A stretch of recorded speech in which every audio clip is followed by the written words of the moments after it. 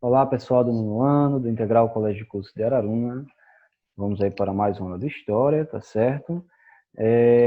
Vamos falar hoje sobre a ditadura no Chile, né? Já falamos sobre os governos populistas, né, no México e na Argentina, ditadura na Argentina e agora ditadura no Chile, certo? Uma das ditaduras aí, ou se não a ditadura mais violenta, né, da América Latina, né? Certo? Então vamos lá. Para entendermos a ditadura no Chile, a gente tem que retomar o seguinte, né? O governo do Salvador Allende, que vai acontecer aí entre 1970 e 1973, tá? O Salvador Allende, ele vai assumir o poder no Chile com o objetivo de tornar o Chile um governo socialista, né? Ou ao menos aproximá-lo de um governo socialista. E para isso aí ele vai fazer várias reformas, tá? Ele vai aumentar salários, ele vai colocar medidas para a realização da reforma agrária, ele vai nacionalizar setores de base da economia, né, setores de energia, tá? Para que esses setores se tornassem setores, ou seja, para incentivar, né, o desenvolvimento industrial do próprio Chile, com indústrias nacionais, tá? Ou seja, por exemplo, com a mineração, tá? Então, tudo isso ele vai fazer. São várias medidas, né, que que ele vai fazer e vai desagradar né, a elite chilena. E por isso, né, que a elite chilena, né, a direita chilena, podemos dizer assim, ela vai se organizar, né, e com o apoio dos Estados Unidos vai derrubar o governo de Allende e vai proclamar aí, né, a ditadura chilena, certo? E claro que não podemos esquecer, e vocês não podem, né, desvincular a Guerra Fria dessas ditaduras, né? O conceito, o contexto mundial da Guerra Fria, a disputa entre Estados Unidos e União Soviética. Os Estados Unidos de nenhuma maneira queria que ideias socialistas, ideias comunistas estivessem presentes, né, nos países latino-americanos. E por isso que ele vai para todas, né? Todas as ditaduras naquele contexto vão ser apoiadas pelos Estados Unidos e vão ter, e essa tomada de poder vai ter sucesso principalmente pelo apoio norte-americano, certo? Então a Guerra Fria aí entra nesse contexto, porque o Salvador Allende, né, faz algumas medidas e segundo o próprio Estados Unidos e a, a elite chilena vai colocar essas medidas como uma medida socialista. Certo? Não sei se vocês estão escutando aí um Guiné, né? Fazendo aí o seu canto, tá certo? Então não se preocupem. É o pano de fundo, né? De som, né? Vai aí, né? Caracterizando a aula. Então aí o Salvador Allende ele vai ser acusado de ser comunista, tá? E lá em 1973, né? Ele vai sofrer um atentado, né? Na sede do governo chileno, que era o La Moneda, né? Que era o palácio, né? O edifício ali que era colocado como a sede do governo, tá? Acho que ainda hoje tá? E ele vai sofrer um atentado e ele morre nesse atentado, né? Relatos da época dizem que o Allende se suicidou, né? Ele cometeu suicídio, mas não se sabe ao certo o que aconteceu com o Salvador Allende. Ele morreu durante o atentado, né, durante as bombas que foram, vocês estão vendo a imagem aí, né, a La Moneda vai ser bombardeada, né, e o Salvador Allende não sabe se no momento do bombardeio ele morreu, ou se ele se suicidou-se, ou quando as tropas, né, que foram comandadas pelo Pinochet, atirando, né, mataram ali o general Pinochet, aliás, o Salvador Allende. Né? O ataque foi apoiado pelos Estados Unidos e pelo general Pinochet. Né? Eu acho que ele estava ali, né? Era o general da Força Maior do Chile e acabou comandando esse atentado e se tornando, claro, a partir de uma junta, né? Provisória, ele se torna o chefe do executivo, né? Chileno. E o que é que ele faz, né? ele fica no governo provisório de 73 a 74, e em 74, através do decreto-lei número 527, ele vai assumir permanentemente o governo, né? Fechando o Congresso, e assim o Executivo vai se sobrepor ao Legislativo e, claro, vai fechar esse Legislativo. Aí ele fecha o Congresso, governando com poderes aí bem autoritários, né? Muito autoritários, certo? E aí temos o alinhamento com os Estados Unidos, né? De início, a ditadura chilena vai ter total apoio dos Estados Unidos, tá? E esse apoio dos Estados Unidos, né, ele vem ali com a Operação Condor, né, ou Plano Condor, tá, que é representado aí a Bolívia, Chile, Argentina, Bolívia, né, Uruguai, Paraguai, todos esses países aí vão sofrer, né, a população vai sofrer com períodos ditatoriais que vão ser apoiados pelos Estados Unidos, certo? E assim, os grupos de esquerda, né, chilena, passaram a sofrer grande repressão, perseguições políticas, resultando em torturas, agressões e assassinatos, certo? E aí vai ter o aparato repressivo, né?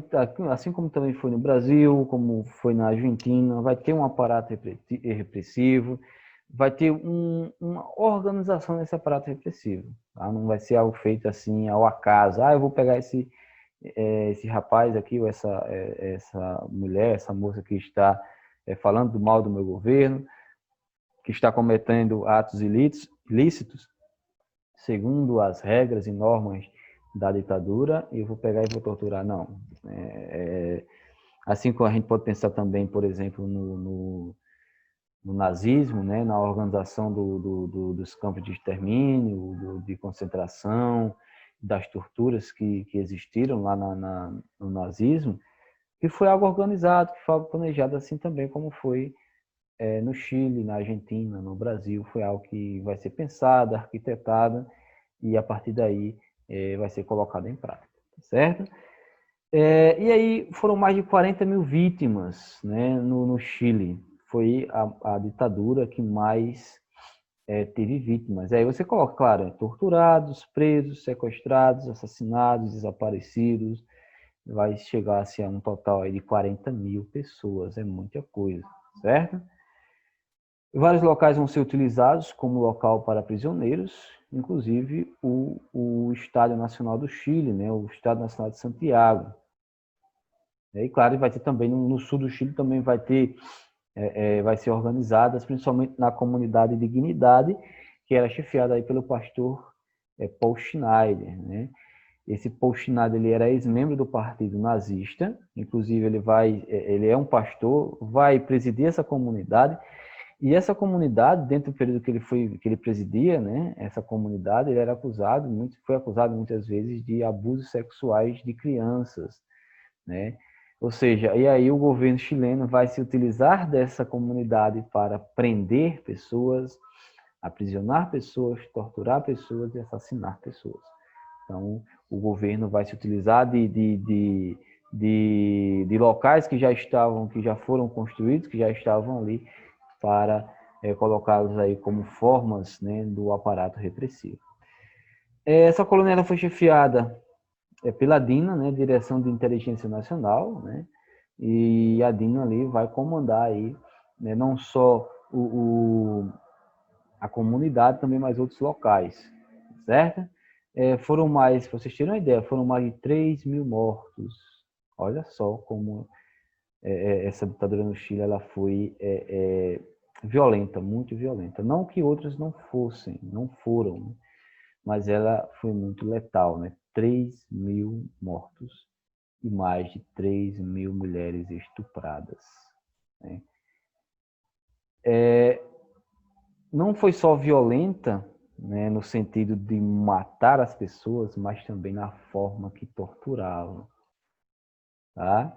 A forma, né, a questão das torturas de ratos na genitália das mulheres, tá? Estupros na frente dos seus companheiros e na frente das próprias famílias. Então, tudo isso aconteceu na ditadura no Chile, tá?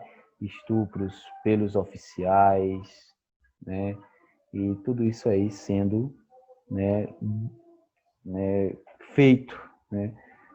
A ditadura ela vai durar 17 anos, mas foram 17 anos bem violentos, bem repressivos mesmo. E por esses e outros motivos, pessoal, a ditadura ela vai se aproximar aí, né, de um governo fascista, né, de um governo forte, centralizado, onde as pessoas, né, ou uma parte das pessoas vão se apoiar no governo. Claro, as pessoas que eram contra, como eu falei para vocês, vão sofrer com as perseguições, com as prisões, com as torturas e com os assassinatos. Mas, de certa forma, ela vai se aproximar por isso, porque ela vai ser repressiva, ela vai ser autoritária, ela vai ter um governo centralizado, vai ter um governo forte, né? Vai ter a figura do Pinochet como o salvador da pátria, como o governante que vai levar o Chile a um crescimento econômico, a acabar com a inflação, a acabar com o desemprego. Né? Por isso, né, por esses e outros motivos, ela vai se aproximar de um governo fascista, certo? E aí no plano econômico, né, como é que o Chile ele vai, não sei se vocês vão conseguir ver o slide, tá? Mas qualquer coisa eu envio para vocês. Eu mudei aqui a minha imagem, mas eu não sei se vai mudar na hora da gravação, certo? Mas eu posso mandar para vocês depois. No plano econômico, o Chile, pela aliança que ele vai ter com os Estados Unidos, ele vai, por exemplo, enviar jovens, né, para estudar na Universidade de Chicago, né, os Chicago Boys, né, que eles chamavam na época, né, que eram jovens que estudavam na Universidade de Chicago. E aí vai fazer um plano econômico, por exemplo, para eles, né, queriam 20% de redução dos gastos públicos, queriam, não, eles fizeram, né, reduziram os gastos públicos, 30% dos servidores públicos foram demitidos, né, eles queriam enxugar a máquina pública, né, os gastos que os estados tinham, o que o estado tinha, né, o governo federal, no caso. Projetos habitacionais e planos de aposentadoria, né, foram privatizados, planos esses que foram criados ali no governo do Salvador Allende, né? Então, muitas das medidas do Salvador Allende elas foram, né, retiradas ali do governo ou foram privatizadas, porque aí você vai, a população que vai optar por esse tipo de trabalho ou como eu posso dizer, né, de serviço, né? Esse tipo de serviço que era ofertado pelo governo, era público, agora vai ser privado, então vai ter um gasto maior. Vai diminuir a intervenção do Estado na economia, por quê? Porque era um plano liberal, tá? A questão do capitalismo ali, abrindo as portas para o mercado externo e para muitas importações, né? Vai importar muito, que vai, por exemplo, desestimular, né, a indústria nacional, né, do qual o Salvador Allende tinha impulsionado. E aí o Pinochet vai colocar isso por água abaixo, porque ele estava seguindo ali um modelo econômico liberal, né, que estava alinhado com os Estados Unidos e com o capitalismo, né, tá certo? Devido ao corte de gastos, o governo conseguiu verbas para construir a primeira ferrovia de Santiago e também iniciou em 76 a carreteira austral, né, que liga o sul e outras vias, né? A carreteira é uma rodovia que ia ligar o sul e outras vias, né? Ia cortar quase que todo o Chile, igual, por exemplo, a Transamazônica, né? Acho que é a BR-230, que sai do Nordeste até a Amazônia, até o Acre, se não me engano, certo? E aí a política externa, né? A política externa, em 1976, o Chile vai perder o apoio dos Estados Unidos. Ele tem o apoio dos Estados Unidos em 73 para derrubar o Salvador Allende e para investimentos em economia e tudo mais. Mas em 76 o Pinochet vai perder esse apoio. Por quê? Porque o Pinochet vai ordenar um atentado, né, a um exilado chileno que estava no território americano, né, inclusive vai matar, né, esse rapaz, eu não lembro o nome dele, né, mas enfim, eu não coloquei aqui, acabei esquecendo. Vai morrer e os norte-americanos vão repudiar, né, o Pinochet, né, o ataque chileno, e inclusive vão depois, né, o próprio presidente dos Estados Unidos na época, vai agora mostrar, né, todas as atitudes, as atrocidades que o Pinochet fazia no Chile, o presidente dos Estados Unidos vai mostrar para as mídias, vai dizer o que estava acontecendo e tudo mais, tá certo? Em 77, o Chile entra em um conflito com a Argentina chamado de Conflito de Beagle, né? E onde lutavam pela posse das terras de fogo localizadas na parte sul da continente. Eu falei isso, né, na ditadura da Argentina, né? A Guerra de Beagle ou a Guerra das Terras de Fogo, que se localiza no cone sul do continente, né? Aí, em 77, o Tribunal Internacional deu parecer favorável ao Chile, né? Foi um tribunal que teve na Inglaterra. Porém, a Argentina não aceitou. E em 78, as duas ditaduras quase entraram em guerra, né? Não entraram em guerra pela intermediação aí do Papa João Paulo II, se não me engano, acho que já era o Papa João Paulo II, mas enfim, o tratado que acontece em 1984 é mediado pelo Papa João Paulo II, né? Que vai dividir aquelas terras entre Argentina, né, e Chile, né? E aí tinha todo o interesse, né, questão dos minérios que achavam que tinham lá, questão do petróleo que poderiam extrair e tudo mais, certo? Aí chegamos ao fim da ditadura, né? O Pinochet ele vai perder o apoio dos Estados Unidos, é um dos motivos. Vai ter a lei da anistia em 78, né? Então crimes tanto só dos militares como crimes políticos feitos pela população ou por outras pessoas foram perdoados, certo?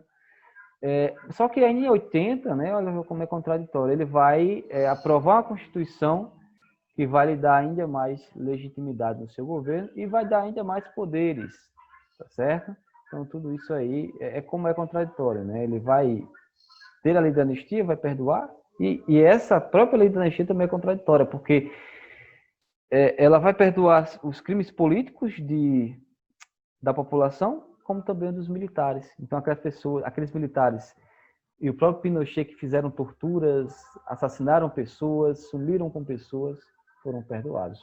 Isso também vai acontecer no Brasil, tá? No ano de 1979, né, quando a gente vai vendo a ditadura no Brasil, certo? Em 87 foi promulgada a Lei Orgânica dos Partidos Políticos, ou seja, a criação de partidos, né, não só de situação como de oposição, então vários partidos foram criados nessa época. Em 88, o Pinochet vai fazer um plebiscito que vai colocar em votação a permanência da ditadura, né, e as pessoas vão repudiar. Mais de 50% da população, 55% não querem a ditadura no Chile, 45% ainda vão, né, aquela parte que era beneficiada, que era privilegiada, mas enfim, em 89 vão ser feitas eleições presidenciais, né, e parlamentares, sendo que Patrício Aluín, né, do Partido Democrata Cristão, né, vai ser eleito presidente, colocando fim à ditadura de Pinochet. Augusto Pinochet ainda se tornou senador vitalício do Chile, tá? Porém, em 98, né, ele vai ser preso em Londres pela polícia espanhola, se não me engano, né, junto com a polícia londrina, não lembro, acho que foi isso. E, né, ele vai ser aí né, muitos crimes, não só pela Corte Internacional, como pela própria Espanha, porque ele torturou cidadãos espanhóis no Chile e tudo mais. Então, ele tinha várias denúncias, né? E em 2002 ele vai renunciar ao cargo de senador por esses crimes e em 2006 ele vai falecer. Inclusive ele não vai ser preso porque ele vai alegar que ele foi preso, né? Mas ele não vai permanecer na prisão porque ele vai alegar problemas de saúde, né? Por isso que ele vai aí